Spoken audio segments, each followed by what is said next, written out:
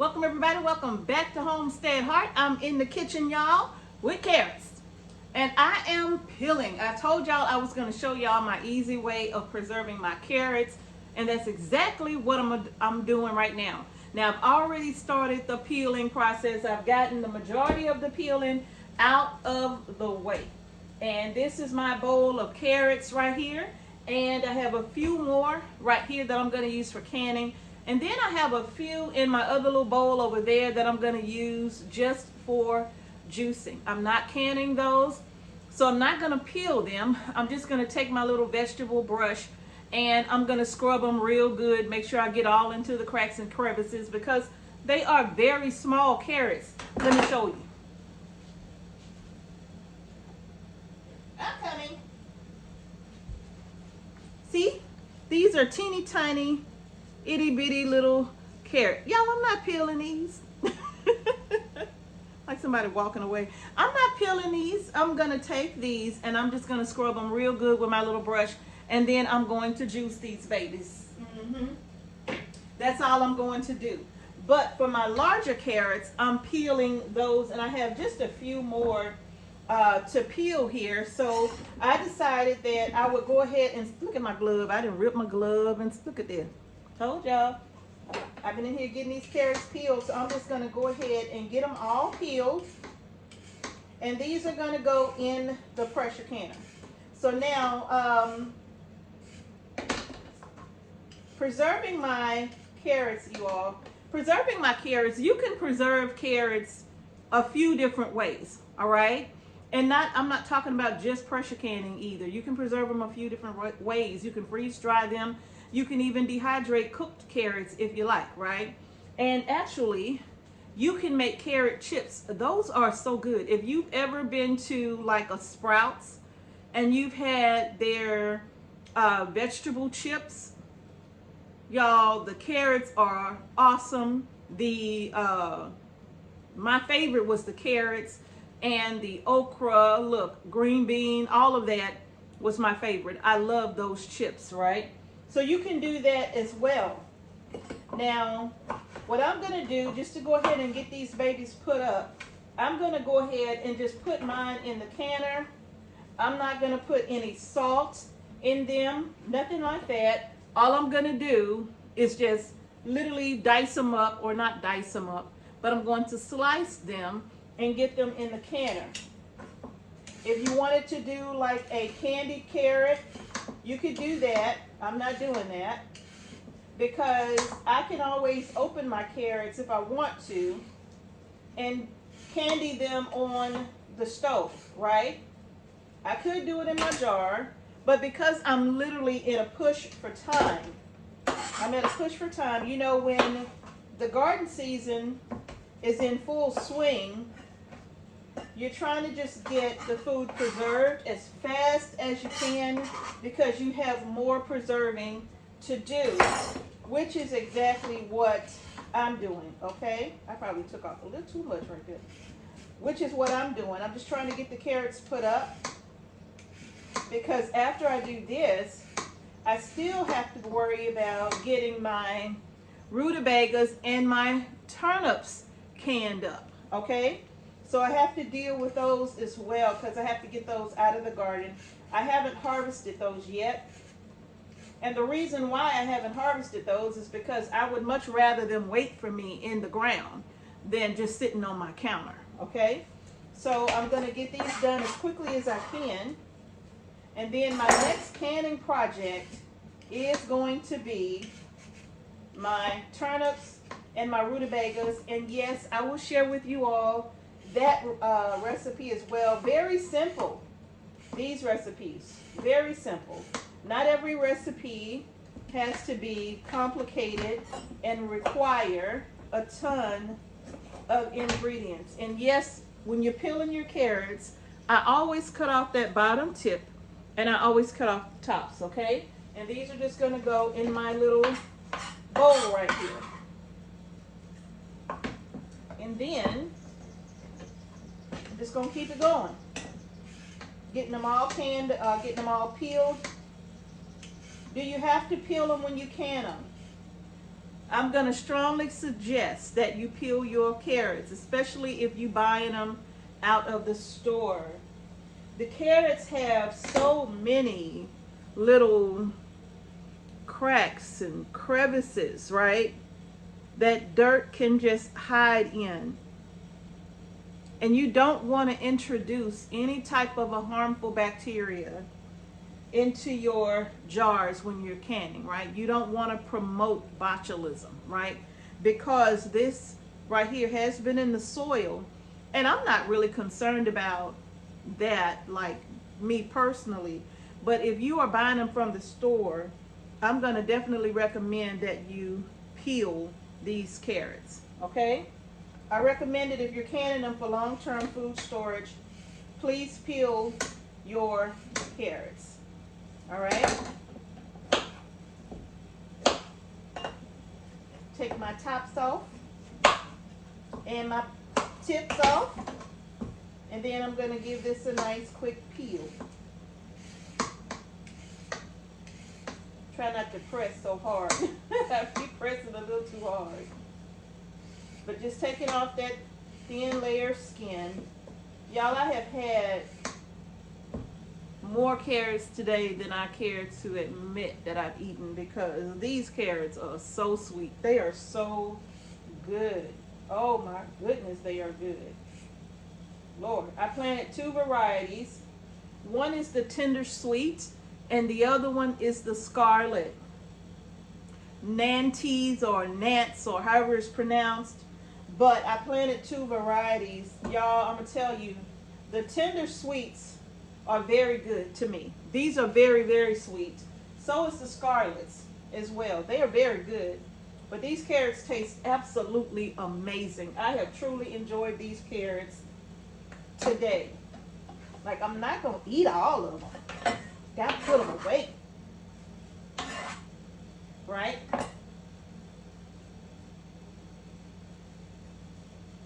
I had another one that was even more weird than this one, but I just cut it in half and then I peeled it. Like, how you gonna peel that? I just cut it in half and go ahead and peel it. I had one look like it was a pair of legs with a skirt on, because so many seeds were piled up on top of each other that the seeds sprouted one on top of the other. And then because of the way they were growing, that carrot was literally wrapping itself around 2 other carrots, right? So it was wrapping itself around like a skirt. I thought it was the cutest thing. And actually I had intended to show that carrot, take a picture of it and show you. I showed Mr. H a lot of them that looked all weird and funny. I asked Mr. H, what kind of music you been playing in the garden? Okay, that's that on that. Now I'm going to set this to the side. And now I'm just going to start peeling my carrots. All right, now I'm getting ready to slice up my carrots, you all. So now what I'm going to do is I'm just going to take, some of my carrot pieces have already been sliced, but I'm going to take the larger of my carrots and start slicing those up. I have my trusty little mandoline right here, you all, that I love. And it has like this little cup that comes with it that goes on the back. And I do like this mandoline because it protects you from actually cutting your fingers, right? It has this little guard here that you put on, pops in real easy. And then it has this thing right here that allows you to feed whatever it is that you're putting in there. You can put it in and this will feed it through so that it does not have to have your fingers. You know, like if you were slicing them yourself, you know how you have to put your hand with the traditional mandoline and hope that you don't cut your fingers off, right? Yeah, so this right here, because that blade is very sharp, you all. So this right here actually just is a protection for your fingers when you are slicing your vegetables. So I do really enjoy this. I've had it for a couple of years now, and because of this, I've never had a finger cut. So I'm going to go ahead and put that in and just start slicing. When I get to a certain point, I put that in. And I keep on rolling.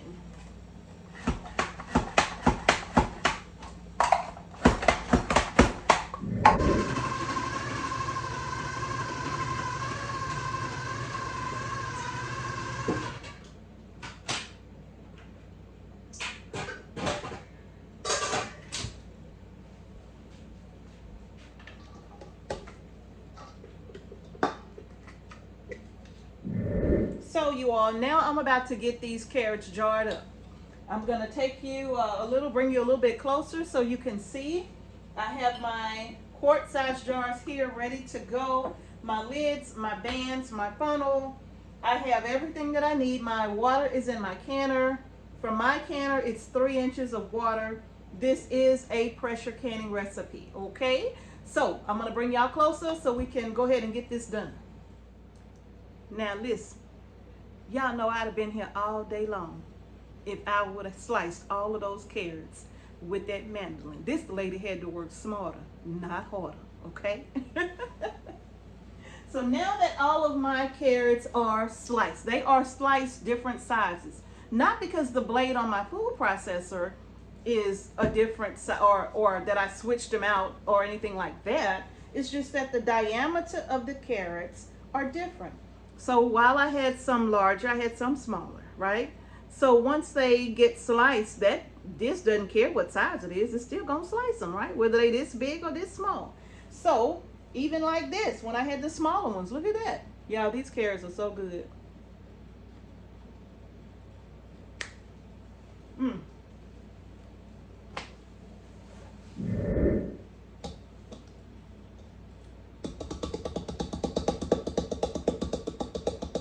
Okay, that was good. Now, let's go ahead now and get these babies put in the jars. I even have my little debubbler tool because you're gonna need it.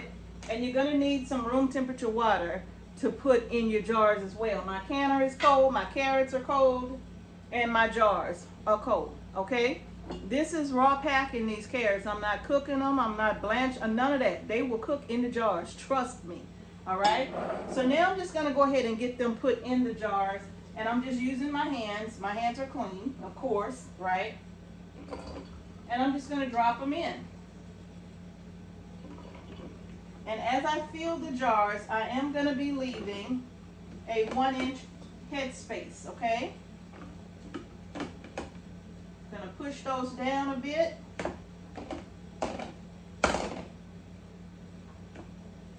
And move on to the next jar.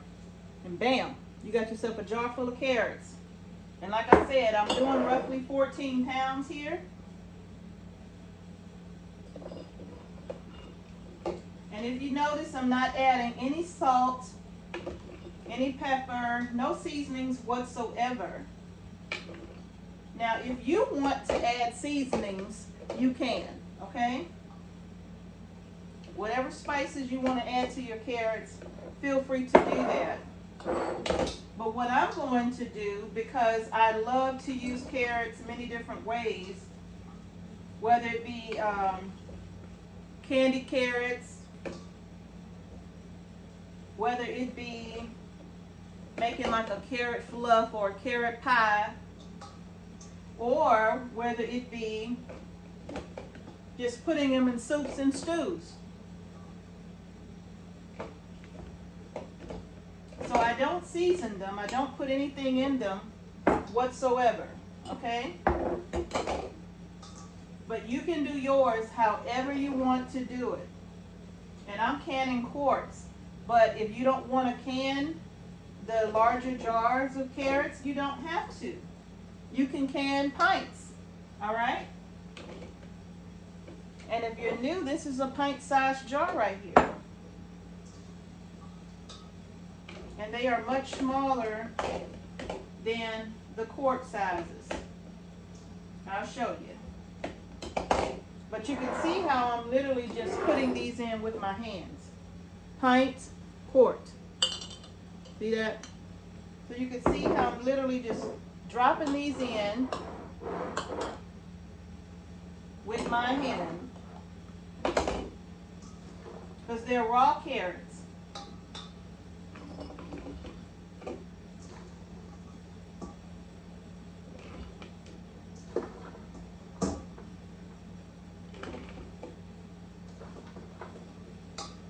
And it's just as easy as that.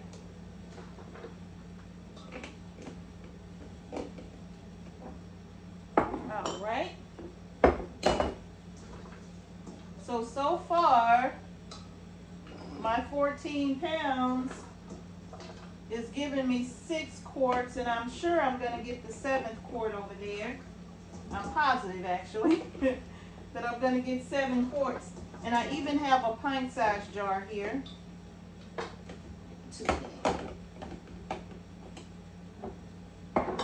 Okay, and then my last quarts. If I need another quart, I'll grab another quart. I keep my jars ready, set to go.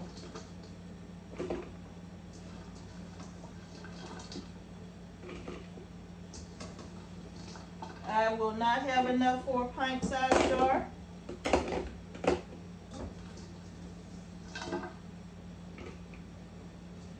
But I do have enough for these quarts.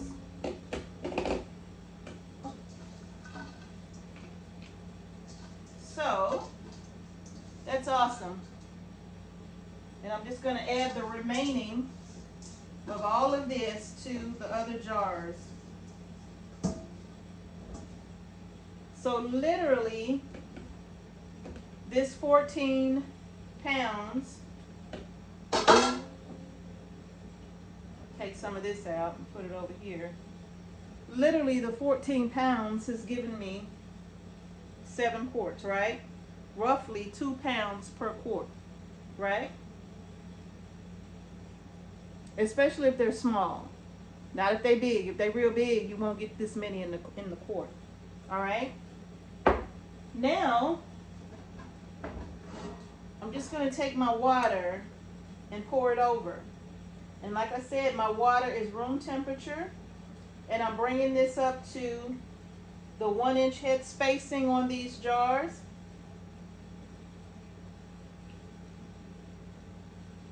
Let me bring these over here because I'm going to have to debubble all of these. And I'm pretty sure once I debubble them all, I am going to need more water. I'm pretty positive about that. I put water in there? I did.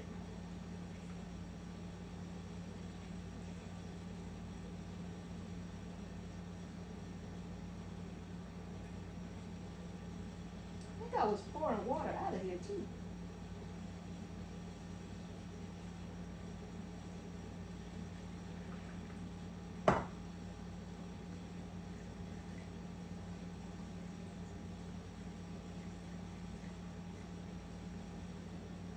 And now I'm going to grab my debubbler.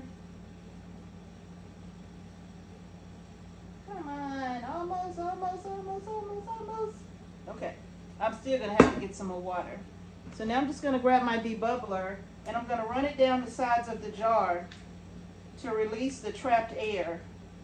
And when you do that, you will literally see all of the air bubbles literally rushing to the top of the jar.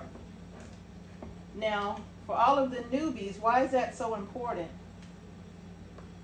Because too much trapped air in your jar will cause your jars not to get a proper seal in the canner, okay? Once they come out of the canner, your lids won't seal properly if you have too much trapped air. Sometimes you will have a little bit of trapped air.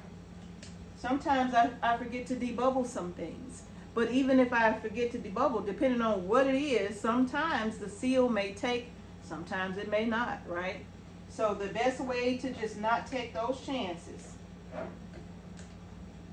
is just to simply go ahead and debubble the jar, all right? I may have to take some of those out.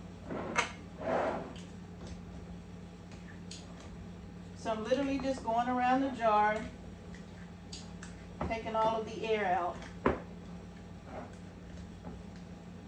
Then I'm going to poke them back down in there. Let me see if I can poke those back. Yeah, I can poke them back down in there.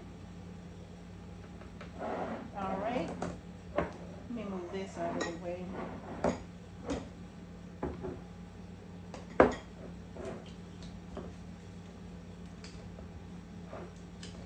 And it is a lot of air in here, a lot of air bubbles. Because these carrots are small, it's like a ton of pockets in here.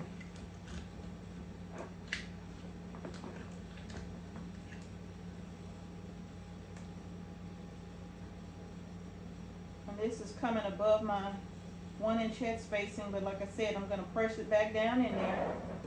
Because as they cook in the canner and soften, they won't be as high in the jar.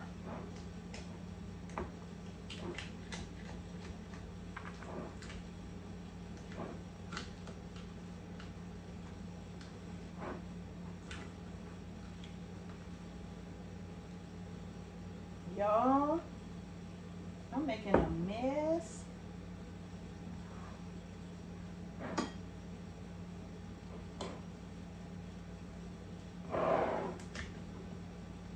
Okay, almost done. No, man down.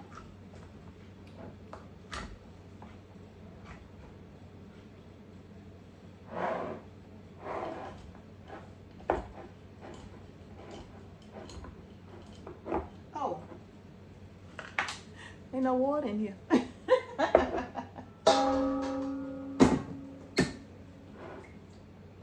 Okay, let's get this water in. All right, now I can debubble this one.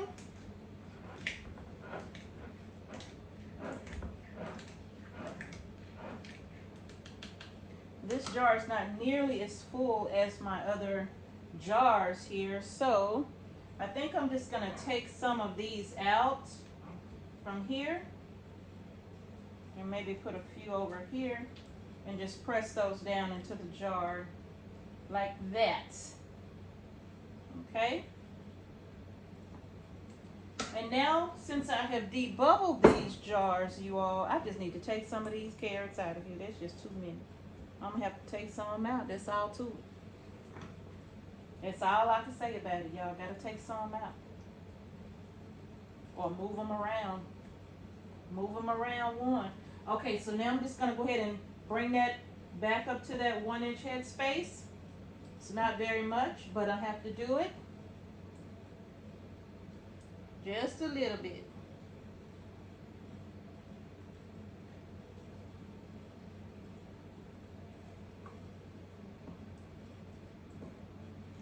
Okay. Now I have my paper napkin here and just some plain water. I don't even need vinegar for this. It's just carrots and water. So I don't need any vinegar for this. All I'm doing is just making sure there are no itty bitty pieces of carrot stuck to the top of the rim. And I'm also making sure that there are no nicks or anything like that on the jar, which is normally what I do. Before I even get started with the canning process, is I check my jars for any cracks or any nicks like that. So now that that's done, I have my lids here. They have been sitting in warm water. And yes, I still put my lids in warm water. Not boiling water, not hot water, warm water.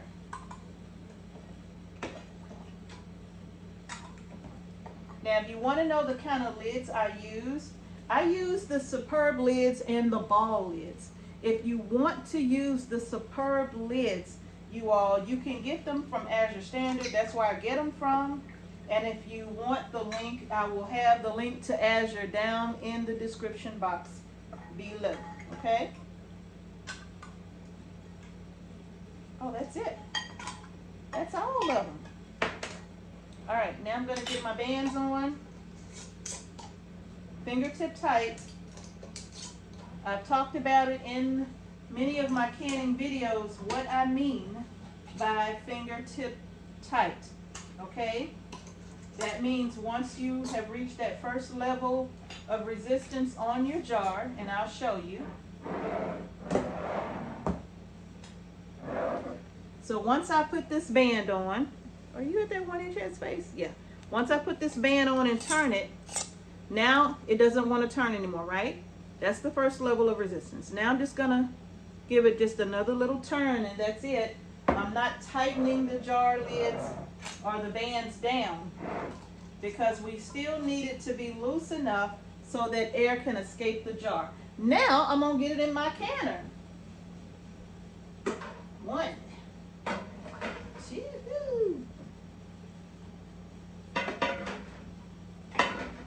4,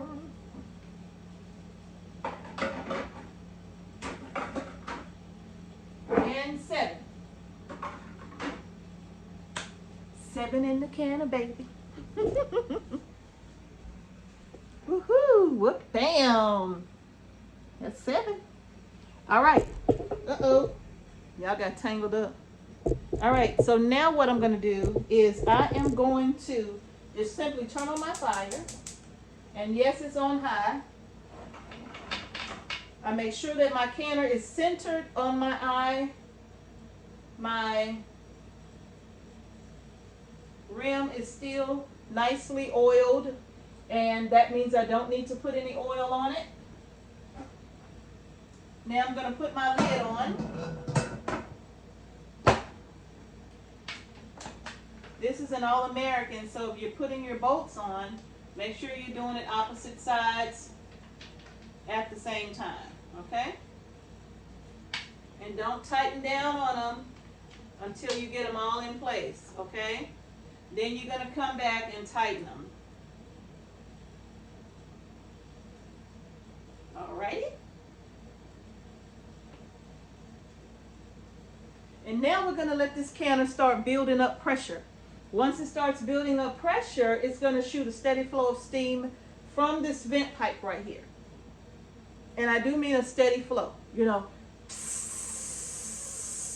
okay? Steady flow. And once it starts venting that steady flow of steam, I'll set my timer for 10 minutes because it has to vent like that for 10 full minutes. After the venting is done for 10 minutes, then for my altitude, I will put on my weight, and I will put mine at 10 pounds of pressure because I am below the 1,000 feet sea level mark, okay? So you do need to know what your altitude is so you'll know how many pounds of pressure you'll need to be processing your pints at, okay? The next thing is, let me show you. Come on over here. Now, right here, you all, once this thing has done venting, and you put your weight on based upon your altitude, you put the weight on, now you got to let your canner build up pressure. And once it starts building up pressure, if you're using this canner, your gauge is going to start, that dial gauge will start to rise, okay? And once it gets to, for me, 11 pounds of pressure, my weight going to start jiggling. But my weight is going to start jiggling. And once the weight starts jiggling, and I'm at 11 pounds of pressure, then I'm going to start to reduce my heat, okay? And I will process my quart-sized jars for 30 minutes. If you're doing pints, it's going to be 25. But I'll bring y'all back in just a moment and show you what I'm talking about, all right? So y'all stick around. All right, you all. So my canner has been venting a steady flow of steam. And this is what I mean. You see that steam coming out of that vent pipe? How it's coming out forcefully? That's what I mean by a steady flow of steam. And it has to vent like that for 10 minutes because it's pushing air out of the canner, allowing the canner to build up pressure to process your food, right? So now that my timer is about to go off, you can't see the number, but that's a 10. This has 5, 10, and 15 pounds of pressure on it. But for my altitude, I'm going to select the 10, okay? 10 pounds of pressure, right? So now when this goes off, my timer's about to go off. Okay, so my timer just went off, so it's been 10 minutes. So now I'm going to go ahead and put my weight on. Let me make sure there's 10. Okay, that's 10. All right, you all. So now this is going to come up to pressure. Once mine gets to 11 pounds of pressure, it's going to show me on the gauge. But most importantly, my weight is going to start doing this little jiggle dance, right? And once it comes up to pressure, I'm going to gradually reduce my heat. And I'm going to reduce it to the level that I know will hold my pressure canner at 11 pounds of pressure, right? And if you're new to canning, what you're going to want to do is monitor this. Like, you're going to want to turn it down slowly, and then you're going to watch. You're going to wait and see. If you have a dial gauge, you're going to wait and see, right? You're going to wait and see if it's going to fall below the amount of pressure that you need. If you do, then you need to adjust your heat until you learn what your sweet spot is, okay? So you may need to adjust it down, you may need to adjust it up, but in any case, it needs to be at that number for your area. So for me, my number is 10 pounds of pressure for my altitude, okay? Another thing is, if you don't have a dial gauge and you just have a weighted gauge on your canner, if you're using like a Presto pressure canner, then you're listening for the jiggle of your weight, right? It's literally gonna just, and then it'll stop, right? And then a few seconds later, you're gonna hear it again. Then it'll stop. If it's constantly, you know, non-stop, that's the best way I can describe it. If it's constantly doing that, that means your fire is still too high. And you need to adjust your temperature down until your weight is only jiggling every few seconds or so. You know what I'm saying? Like every 20, 30 seconds, you know, but you want to make sure that it's not a constant jiggle. So for me, I'm almost at 11 pounds. My weight is just about to start doing the jiggle dance. You hear it? It's just about to start. So what I'm going to start doing is gradually reducing the temperature on my stove. But first, once it gets to 11 pounds, I guess the way I do it is once it gets to 11 pounds, I don't even adjust the heat yet. I set my timer. Okay? So now I've set my timer to 30 minutes because I'm at 11 pounds of pressure. So now I'm going to gradually reduce my heat. And like I said, I adjust my heat slowly. Okay? It's still jiggling. I'm going to adjust it again. And I know where it needs to be for my stove, okay? But I still gradually reduce my heat. I don't just turn it down. I gradually reduce the heat, all right?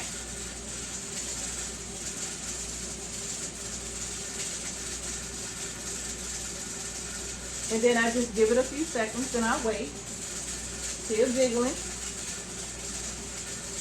And then I'm going to turn it down to where I know it's going to work for my stove.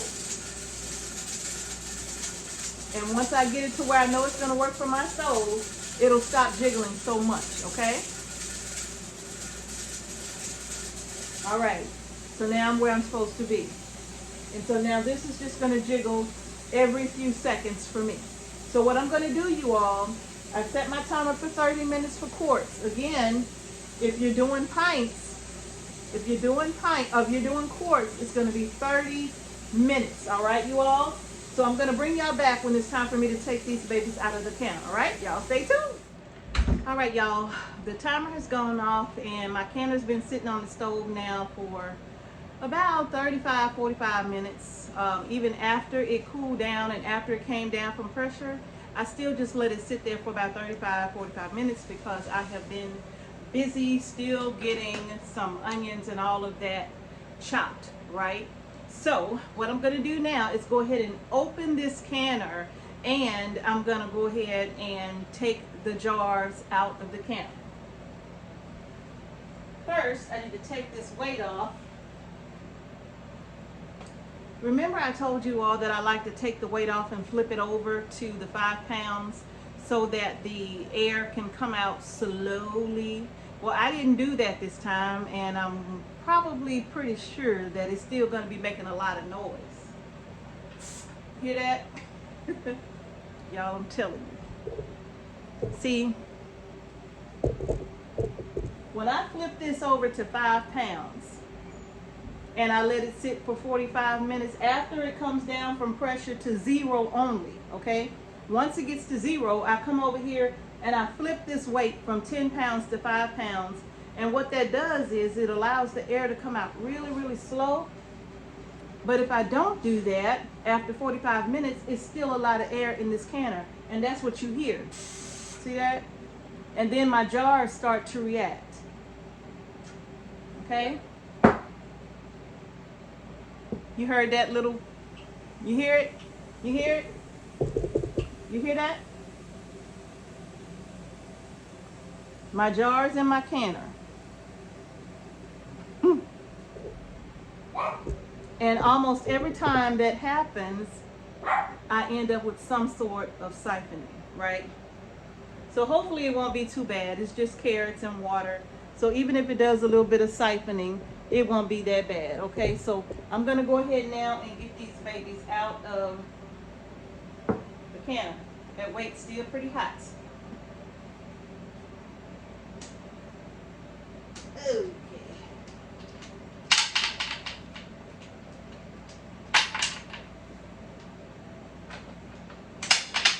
Now, for all of the newbies, please open this canner away from you. We talk about them steam facials, right? Well, this ain't the one you want. Trust me, you don't want this problem. So let me go ahead and open this. I'm gonna open my lid away from me, okay?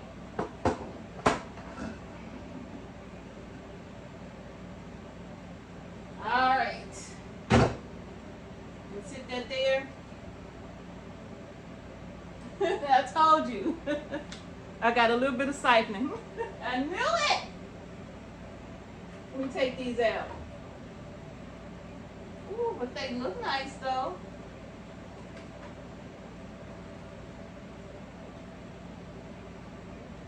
They look very nice.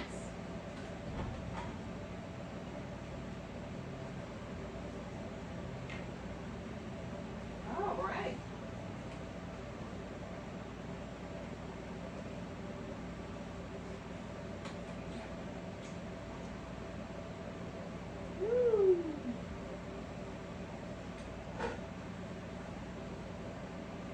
Almost done.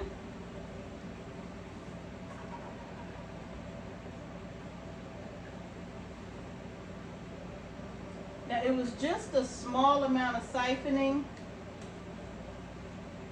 but even a small amount is too much. Let me show y'all. All right, so just look at these carrots. They're still boiling on the inside. Still boiling, right? Now I'm gonna take you to my canner so you could see the water. Look at that. You see that orange tint in the water? So I had just a little bit of siphoning, and I knew that was gonna happen. I knew it, right? But that's okay. That's okay. These are looking good. It wasn't very much siphoning, but you heard how the jars reacted when I took that weight off, even after it had been sitting on the stove for almost an hour after it had come down from pressure. All right, y'all, voila. Easy peasy lemon squeezy carrots are done. It's dark outside. It is after 9 o'clock, y'all. And so what I'm gonna do now is go ahead and call it a night. The dehydrator's going, it'll be going till in the morning. Yes, it will. So y'all, that's it. Easy way to can up your carrot harvest for the spring, or even when it's time to can them up in the fall. In the fall, I may do some fancy carrot recipes after I harvest in the fall, because the weather will be a lot cooler. And so I don't know, I love those cinnamon spicy type of smells and flavors throughout the house in the fall. So in the fall, I may do a fancy carrot recipe and take you all along with me when I do that. Okay, y'all? So that's going to do it for the video. If you like the video, give it a thumbs up. Don't forget to subscribe to our channel and hit the notification bell so you don't miss any videos we upload to our channel. And thank you all again for watching Homestead Heart. Peace and blessings to each and every one of you, and I'm going to see y'all in the next video. Y'all, it's canning time. We got to get our canners out, and we got to get to work. I'll see y'all in the next video.